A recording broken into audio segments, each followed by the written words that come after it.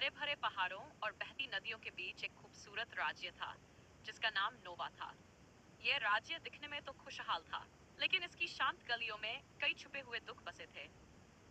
इसी राज्य में रहती थी एक अनोखी राजकुमारी, प्रिंसेस टियाना। टियाना महल में बड़ी हुई, लेकिन उसका दिल महल की दीवारों में बंद नहीं रह सका। वह अक्सर साधारण कपड़े पहनकर शहर की गलियों में जाती, गरीब बच्चों से बात करती, मेहनतकश लोगों के दुख सुनती और चुपचाप सोचती, राजकुमारी होकर भी लोगों की मदद नहीं कर सकती तो इस ताज की क्या कीमत है।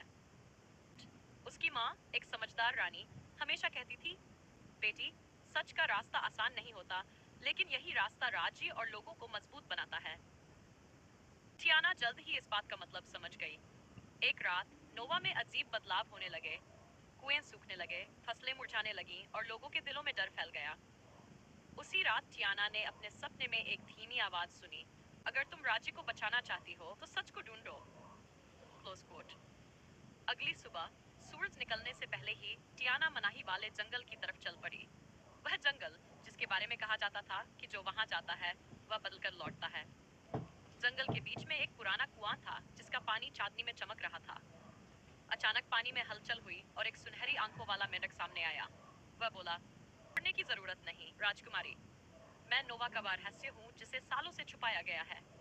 टियाना ने हैरानी से पूछा, तुम कौन हो और इस हालत में क्यों हो? मेंढक ने गहरी सांस ली और कहा, मैं कभी इस राज्य का असली राजकुमार था। मैंने अन्याय के खिलाफ आवाज उठाई और मुझे जादू के जरिए इस रूप में कैद कर दिया गया। मेरा जादू तभी टूटेगा जब कोई शक्ति के डर के बिना सच का साथ देगा।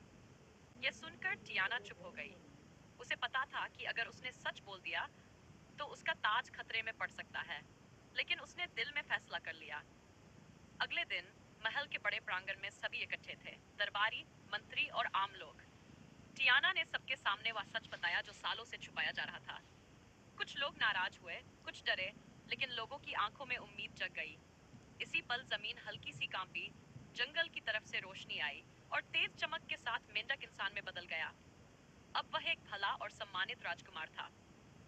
रानी ने आगे बढ़कर घोषणा की, आज से नोवा को वे शासक मिले हैं जो न्याय और सच में विश्वास रखते हैं। यह राजकुमार हमारा असली वारिस है और प्रिंसेस टियाना उसकी साथी और भविष्य की रानी होंगी।